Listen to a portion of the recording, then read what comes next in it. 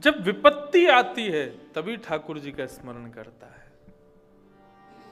भगवान इतने दिन से समझा रहे थे इन यदुवंशियों को, तुम्हारे पास रूप है, यौवन है, संपत्ति है, लेकिन इन सब को होने के बाद भी मैं तुम्हारे कुल का हूं, भगवान हूं।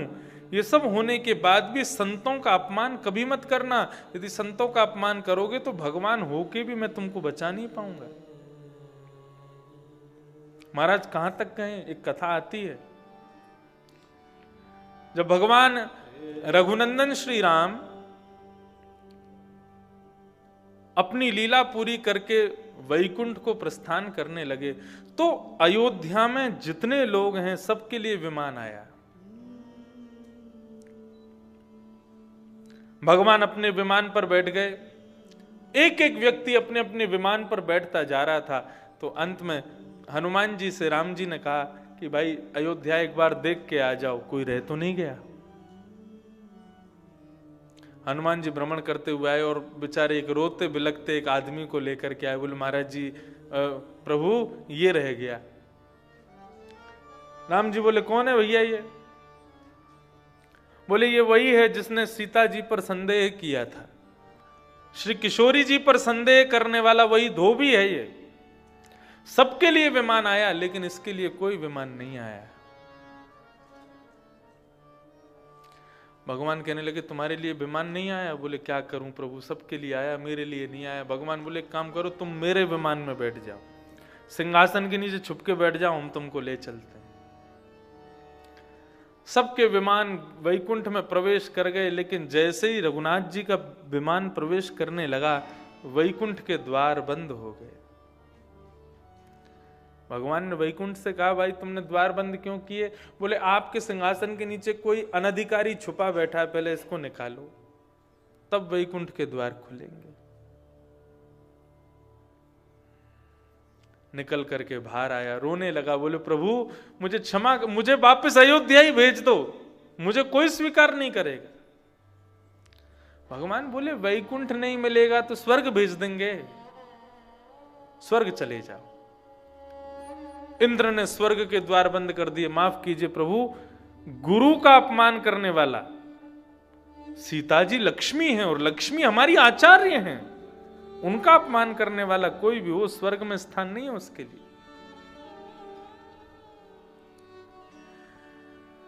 रघुनाथ जी बोले स्वर्ग में नहीं है तो ब्रह्मलोक चले जाओ। ब्रह्मलोक में भी मना कर दिया, बोले यहां नहीं आएगा ये। शिवलोक कैलाश में भेजा, बोले कैलाश चले जाओ।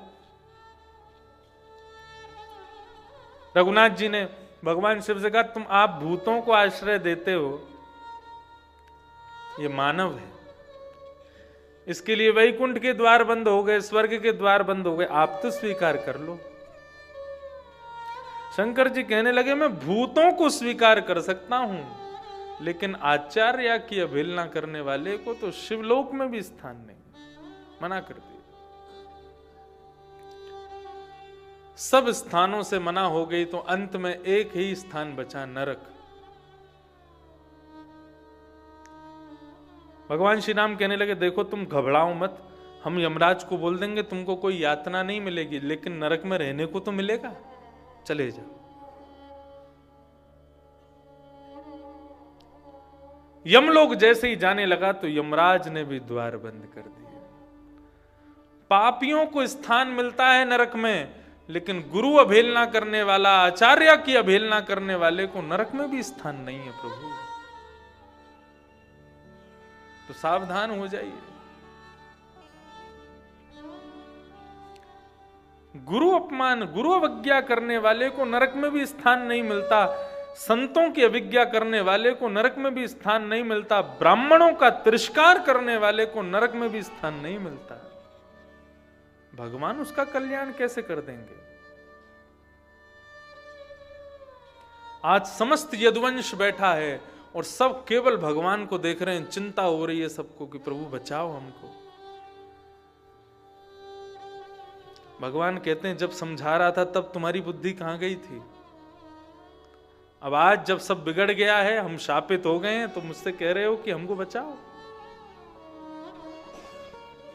बहुत ध्यान से सुनिएगा बंधु, एक बहुत बड़ा ट्विस्ट है इस कथा में।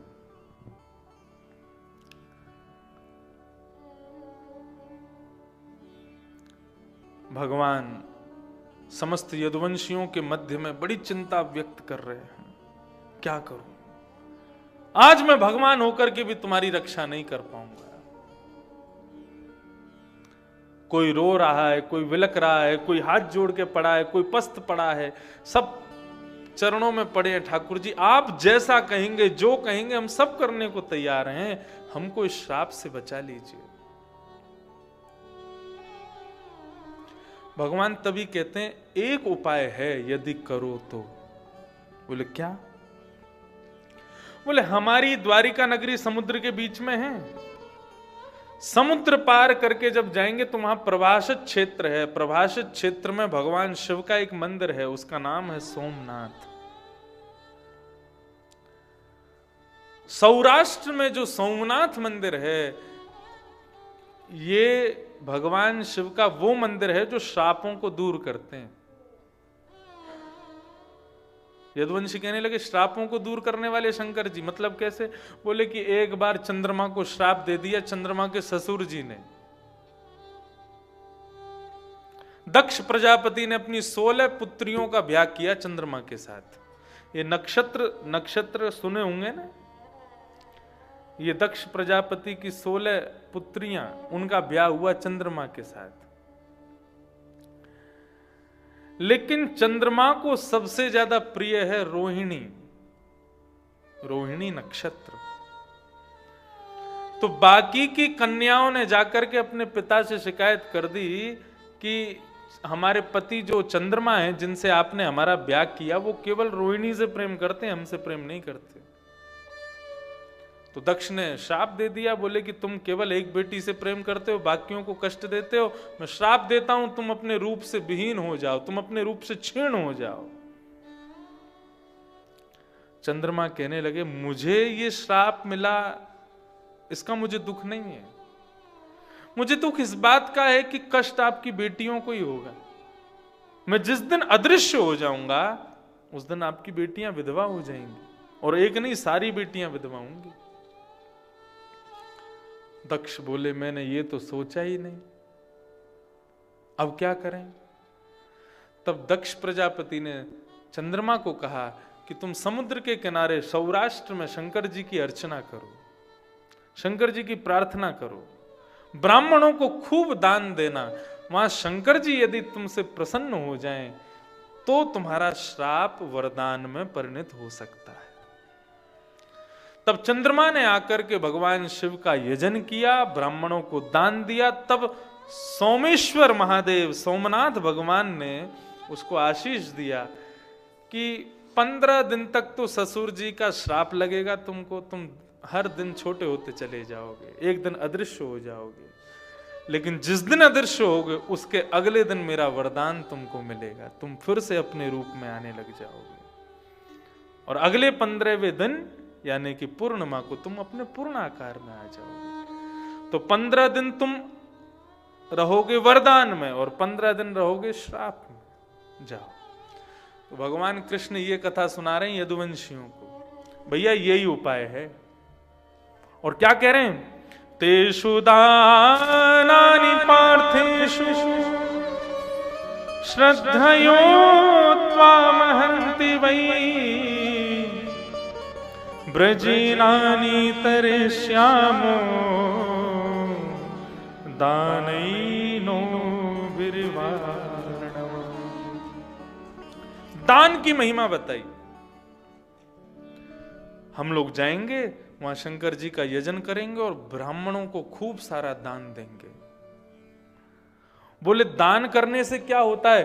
बोले ब्राह्मणों को दान करने से, बोले जिस प्रकार बीच नदी में फंस जाए कोई, बीच नदी के भंवर में यदि फंस जाए, उस समय लकड़ी का कोई भाग मिल जाए या नाव मिल जाए तो उसी से पार हुआ जा सकता है। इसी प्रकार यदि कोई व्यक्ति बहुत बड़े संकट में फंस जाए तो उस समय ब्राह्मण ही नौका का काम करते हैं। ये ब्राह्मण ही नौका के समान है। जीवन की कैसी भी परिस्थिति आ जाए, मैं आपको अपनी आप बीती बता रहा हूं। जब मेरे जीवन की पहली कथा हुई 2015 में, उस समय किसी कारणवश, मैं केवल 18 वर्ष का था, कारणवश 18 वर्ष का नहीं था, एक रोग हुआ था मुझे, और उसकी वजह से मैं दिल्ली के मैक्स हॉस्पिटल में एडमिट रहा था। 15 दिन एडमिट रहा। डॉक्टरों ने पिताजी को स्पष्ट मना कर दिया, आप अपने पुत्र से कथा मत करवाइएगा। पिताजी ने क्योंकि कहा कि भाई 15 दिन बाद कथा, इसको ठीक करो। उन्होंने कहा महाराज जी 9 महीने की दवाइयां चलेंगी, उससे पहले यदि आपने अपने पुत्र को कथा करवाई और व्यासपीठ पे इनको बिठाया।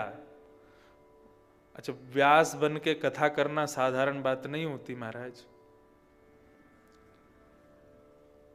लॉट्स ऑफ प्रेशर, बहुत प्रेशर होता है एक व्यास के ऊपर। और चलो यहाँ तो एक पारिवारिक जैसी कथा है, ऋषिकेश, यहाँ पे कोई लोग ज्यादा फूल चट्टी आ भी नहीं सकते, इतना प्रचार भी नहीं है, इतना वो भी नहीं है, तो एक पारिवारिक कथा है, तो यहाँ तो लोग सीमित बैठे हैं। जो कथाएं होती हैं बाहर तो हजारों लोग बैठते हैं। उन हजारों लोगों का कंसंट्रेशन बना के रखना, विषय से बिल्कुल भी उतरना नहीं, विषय लेकर के कथा करना, और बहुत सारे प्रेशर होते हैं दिमाग पे। हर कथा में हर बार कुछ नवीन कहना, हर भाव को नए तरीके से समझाना, खूब अध्ययन स्वाध्याय करना, सब कुछ होता है। फिर भजन भी पुराने हो जाते हैं, हर 2-3 कथा में नए नए भजन भी लाने पड़ते हैं, लोगों को उससे आनंद आता है। तो ये सब प्रेशर होता है। बोले कि आप इतना प्रेशर इनके दिमाग पे देंगे तो इनका जीवन फिर खतरे में आ जाएगा, तो आप कथा मत करवाना इनसे। तो द्वारिका कथा के लिए ये हो चुका था कि भाई अब क्या करें, इतने लोगों को आमंत्रित किया, यश भैया भी आए थे, माता जी भी आई थी कथा में। तो उस कथा के 15 दिन पूर्व ये निश्चित हो गया था कि इंद्रेश जी केवल वहां 10 मिनट बोला करेंगे मंच पे, और फिर कथा पूरी ठाकुर जी किया करेंगे, किसी को बताएंगे नहीं तो फिर सबको लगेगा पता नहीं क्या हुआ। दुनिया भर के संतों आमंत्रित हो रहे थे, 5000 के लगभग वहां लोग पहुंचे थे। तो फिर अंत में यही हुआ कि भाई ठीक है, इंद्रेश जी 10-15 मिनट बोल लिया करेंगे, फिर ये चले जाएंगे, आराम करेंगे, ठाकुर जी पूरी कथा करेंगे। लेकिन हमारे नाना जी पंडित श्री कृष्णलाल शास्त्री जी, उन्होंने पिताजी महाराज से निवेदन किया कि आप एक बार संतों के मध्य में अपनी बात रखो, क्योंकि मेरी कथा की जो तिथि थी ये सब संतों ने ही निकाली थी, वो विशेष रूप से रमन रीति वाले महाराज जी ने निकाली थी। तो जब उनके सामने जाके प्रस्ताव रखा तो सब ने कहा, बोले ठाकुर जी हम आपको एक बात कहें, वैसे तो आपको बताना कोई जरूरी नहीं, आप भागवत के वक्ता हैं, आप भागवत जीते हैं, आपको सब पता है ब्राह्मणों की महिमा कितनी है भागवत में। आप केवल एक कार्य कीजिए। बोले क्या? लाला की कथा में अभी 15 दिन है। बोले हाँ 15 दिन है। तो 1 सप्ताह अनुष्ठान श्रीमद् भागवत जी का अपने घर पे करिए, उसमें कथा मत करिए, केवल 108 ब्राह्मणों को अपने घर के हॉल में बिठा करके भागवत का पाठ करवाइए। 108 ब्राह्मण बैठ करके आपके पुत्र का नाम लेकर के, उसके नाम का संकल्प लेकर के जब भागवत जी का पाठ करेंगे, आप देखिएगा आपके पुत्र को आज क्या आगामी कितने वर्षों तक कोई रोग आदि व्याधि स्पर्श नहीं कर पाएगी। पहले दिन में तिलक करने के लिए गया तो 4 ब्राह्मणों को तिलक करने के बाद ही बेहोशी आने लगी, ऐसी स्थिति हुई, और 108 ब्राह्मण बैठे थे। धीरे धीरे धीरे धीरे धीरे करके करते सबको प्रणाम किया और सबसे प्रार्थना की कि भागवत जी की सेवा के लिए आपको आमंत्रित किया है कि मैं भागवत की सेवा कर सकूं, इस योग्य बन जाऊं, ऐसा आशीर्वाद आप सभी ब्राह्मण मुझे दीजिए। आप विश्वास मानेंगे 7वें दिन जब पाठ पूरा हुआ और सभी ब्राह्मणों को यथा उचित दक्षिणा प्रदान की गई, 108 ब्राह्मणों ने दोनों भुजाओं से जब आशीष दिया,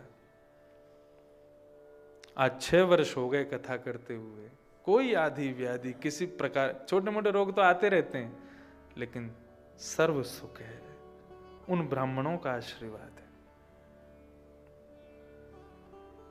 भगवान यहां कह रहे हैं कि भयंकर विपत्ति जीवन में आती है, उस समय ब्राह्मण नौका का रूप धारण करके आता है, उस नौका में चढ़ जाओ, विपत्ति दूर हो जाएगी। तेषु दानेषु पात्रेषु, दान का पात्र कौन है? बोले पात्र को दान करो। पात्र कौन है? केवल ब्राह्मण पात्र है। श्रद्धयो, कैसे दान करो? बोले श्रद्धा से करो, अश्रद्धा से नहीं। श्रद्धा विहरितम यज्ञम तामसम परिचिक्षते, गीता में भगवान कहते हैं यदि आपने किसी को दक्षिणा दी, 100 रुपया भी दे रहे हो, अरे 100 की जो छोड़ो, 10 रुपया भी किसी ब्राह्मण को दे रहे हो ना, वो भी अश्रद्धा से दे रहे हो, तो 10 रुपया भी लगेगा नहीं। और श्रद्धा से 1 रुपया भी दान किया जाए तो वो भी कोटि करोड़ों के समान है। तेषु दानानि पात्रेषु, ब्राह्मणों को दान करेंगे, भगवान कह रहे हैं सब यदुवंशियों से। और कैसे करेंगे? बोले बहुत श्रद्धा से करेंगे, खूब प्रेम से करेंगे। ब्रजीनानि तम तरिष्यामो दानैनो भिर्मार्णवम्।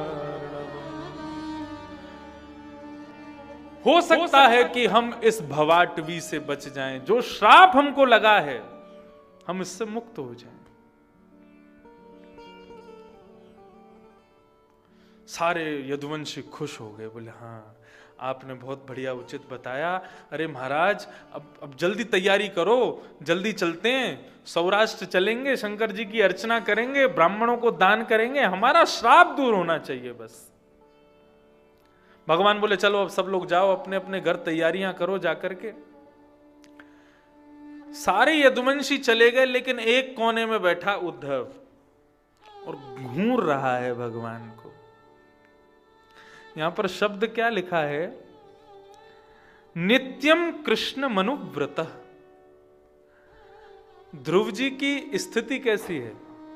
बोले ध्रुव जी कोने में बैठते हैं और बिना पलक झपकाए हुए कन्हैया को देखते रहते हैं। ठाकुर जी के नेत्र कैसे चल रहे हैं, ठाकुर जी के होठ कैसे घूम रहे हैं, ठाकुर जी की मुखाकृति क्या कह रही है, हाथ कैसे उठ रहा है, नीचे कैसे जा रहा है, उठ कैसे रहे, बैठ कैसे रहे, लेटे कैसे, एक एक छवि का दर्शन करते हैं श्री उद्धव जी महाराज। अच्छा एक बात बताएं, जब आप किसी को निरंतर इस प्रकार देखते रहते हो तो उसकी स्थिति का अनुभव होने लग जाता है। उसको कब क्रोध आ रहा है, वो कब प्रेम से बात करेगा, कब शांत मुद्रा में है, कब प्रसन्न मुद्रा में, आपको पता चल जाता है। जैसे कई बार बेटा कोई गलती कर दे और पिता के पास जा रहा हो और माँ को पता हो कि पिता का मूड ठीक नहीं, वो पहले ही बेटा को रोकती है, अभी मत जा, उनसे बात मत कर। बोले क्यों? अभी मूड ठीक नहीं लग रहा उनका मुझे, कल जब सुबह नाश्ता कर लेंगे ना तब बात करियो।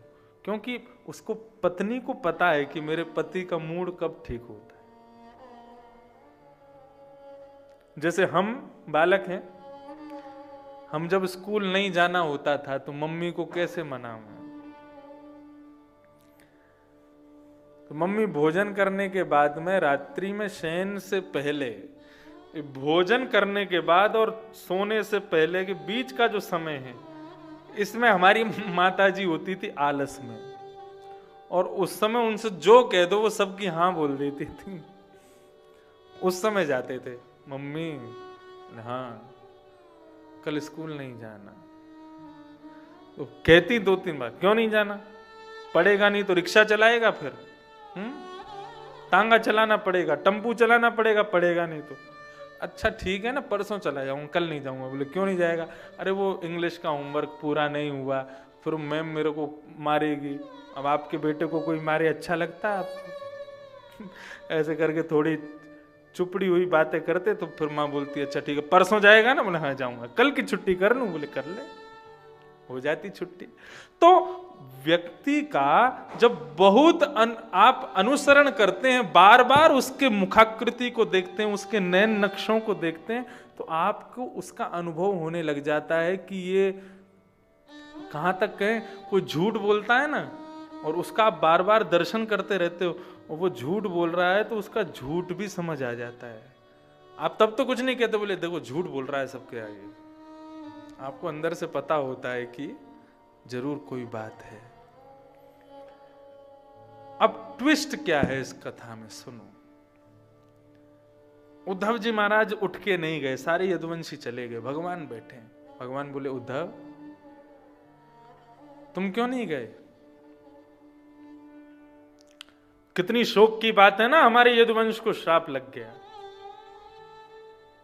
अब मैं नहीं करूंगा तो कौन करेगा? मुझे तो बताना ही पड़ेगा कोई ना कोई उपाय। उद्धव जी महाराज उठ करके जाते हैं और भगवान से कहते हैं, बोले कि आपको ब्रजवासियों ने चोर कहा, लेकिन उनको झूठा भी कहना चाहिए था। आपसे बड़ा झूठा नहीं है दुनिया में कोई। मजाक में कह रहे हैं, विनोद में कह रहे हैं। भगवान बोले ऐसा क्यों बोलते हो भाई?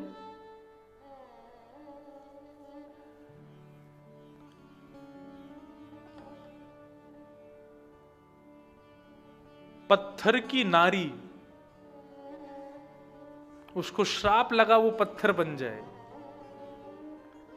केवल आपकी चरण के रज के कण उस पर पड़ गए, तुरंत सुंदरी बनकर के प्रकट हो गई। जो क्षमता आपके चरण की रज के कण में है, वो क्षमता इतनी है कि किसी के श्राप को वो दूर कर सकती है। और यहां पे आप पूरी रामायण बांच रहे थे 1 घंटे से, वहां जाएंगे सौराष्ट्र में ये करेंगे वो करेंगे वो करेंगे, उससे हमारा श्राप दूर होगा। आप यदि भ्रगुटी टेढ़ी कर दो ना तो सबके श्राप दूर हो जाएं, और यहां पे आप इतनी बड़ी बड़ी कथाएं सुना रहे हो। और रही बात, तुम मुझसे ज्यादा कोई नहीं जानता, ये जितने भी श्राप हैं, जितने भी सूतक पातक, ये सब कुछ हैं, ये सब ब्रह्मा की बनाई हुई स्थानों पर लगते हैं, लेकिन द्वारिका को विश्वकर्मा ने बनाया, यहां पे कोई श्राप नहीं लगता किसी को। भगवान तुरंत गए, उद्धव का मुंह बंद करके बोले चुप, बोल मत। ये गूढ़ रहस्य तुझको कैसे पता? ये तुमको कहां से पता चला कि यहां द्वारिका में श्राप नहीं लगता किसी को? तब यहां कहते हैं, श्री शुकाचार्य जी वर्णन कर रहे हैं उद्धव की मनस्थिति का, नित्यम कृष्ण मनुव्रतम। वो नित्य कृष्ण को देखते रहते हैं, देखने मात्र से उनके हृदय की भावना उनको पता है। उद्धव जी जानते हैं, बोले श्राप लगा नहीं है यदुवंशियों को, आप समुद्र पार करके सौराष्ट्र में ले जाओगे, वहां जैसे ही ये लोग उतरेंगे नाव से, वो ब्रह्मा की बनाई हुई भूमि है, वहां उतरते ही इनको श्राप लग जाएगा। मैं सब जानता हूं। आप इनको श्राप लगवाने ले जा रहे हो, श्राप दूर करवाने नहीं ले जा रहे हो। इसके पीछे भी कारण है कि द्वारिका में श्राप सूतक पातक क्यों नहीं लगते। द्वारिका छोटी मोटी नहीं है। द्वारिका जो समुद्र में डूबी थी, उसका क्षेत्रफल बहुत बड़ा था। श्रीमद् भागवत में द्वारिका कितनी बड़ी है उसका कैसे पता बताया गया? बोले द्वारिका में यदुवंशियों के जो बच्चे स्कूलों में पढ़ते हैं, एक कक्षा में 50 बच्चे पढ़ते हैं, उन 50 बच्चों को एक अध्यापक पढ़ाता है। ऐसे द्वारिका में 50 करोड़ अध्यापक हैं, तो सोचो बालक कितने होंगे। यदुवंश छोटा नहीं था, बहुत बृहद था, विशाल था। द्वारिका में नित्य ही कोई ना कोई शोक मनता रहता था। अच्छा, एक ही खानदान होता है ना, तो कई बार क्या होता है, जैसे कि हमारे दादा के सबसे छोटे भाई, उनके घर में भी कोई यदि सूतक पातक होता तो हमको भी करना पड़ता है ना, क्योंकि दादा का परिवार तो एक ही था। आज भगवान रुक्मणी जी को कहते आज कोई बढ़िया पकवान बना, बोले आज पकवान नहीं बनेगा। बोले क्यों नहीं बनेगा? बोले हमारे यदुवंश में वो वाले भैया है ना, उनके घर में कोई माता जी पधार गई। भगवान बोले रोज हमारे घर में कोई ना कोई, कभी किसी के बालक हो जाता है तो सूतक वो हो जाते हैं सोबर, कभी कोई वृद्ध माता जी पधार जाते सूतक हो जाते, कोई उत्सव मन ही नहीं पाता। रुक्मणी जी बोली मेरी क्या गलती, आपका यदुवंश है ही इतना बड़ा। तो भगवान ने फिर ये नियम बना दिया, बोले ब्रह्मा जी ये सूतक पातक श्राप महामारी आदि आदि जो ये आपने अपने बनाई हुए स्थानों के लिए जितने भी दोष बनाए हैं, ये आपके स्थान पर रहेंगे। ये भूमि विश्वकर्मा ने बनाई है, यहां पर कोई प्रवेश ना करे। तो द्वारिका में बालक का जन्म हो चाहे किसी का मृत्यु हो, वहां सूतक पातक नहीं होते थे। अब होते हैं। अब वाली तो ब्रह्मा की है, पहले जो द्वारिका थी जो विश्वकर्मा ने बनाई थी वहां नहीं था ये नियम। तो जहां पर कोई दोष नहीं है तो वहां पर श्राप कैसे आ सकता है? यदुवंशियों को श्राप लगा ही नहीं, भगवान ने जबरदस्ती श्राप उनको लगवाया सौराष्ट्र ले जाके। और एक बात बताएं, सबको श्राप लगा, केवल उद्धव को नहीं लगा, क्योंकि भगवान उद्धव को लेके ही नहीं गए। भगवान उद्धव से कहने लगे उद्धव मैं सबको लेकर के जाऊंगा लेकिन तुम यहीं रहोगे। उद्धव कहने लगे बोले प्रभु इस प्रकार मेरे साथ आप क्यों कर रहे हैं? मैं आपके बगैर एक क्षण भी नहीं जी सकता, एक क्षण भी आपके बगैर रहना मेरे लिए दुष्कर है, और आप ऐसे में मुझे कह रहे हैं कि तू यहीं पर रहे। नाहं तवांग्रि कमलम प्रतहन्यदीश्वरम, नाहं तवांग्रि कमलम क्षणार्धपि केशवम। मैं एक क्षण भी आपके चरण कमलों के बिना नहीं रह सकता कन्हैया। जिएंगे तो आपके साथ, मरेंगे तो आपके साथ, आपके बगैर एक क्षण भी नहीं रहेंगे।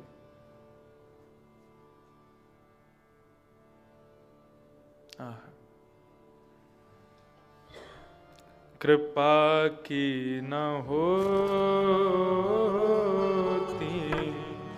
जो आदत तुम्हारी, कृपा की न होती जो आदत तुम्हारी, कृपा की न होती जो आदत तुम्हारी, कृपा की न होती जो आदत तुम्हारी, तो सुनी रहती अदालत तुम्हारी, तो सुनी रहती अदालत तुम्हारी, कृपा की न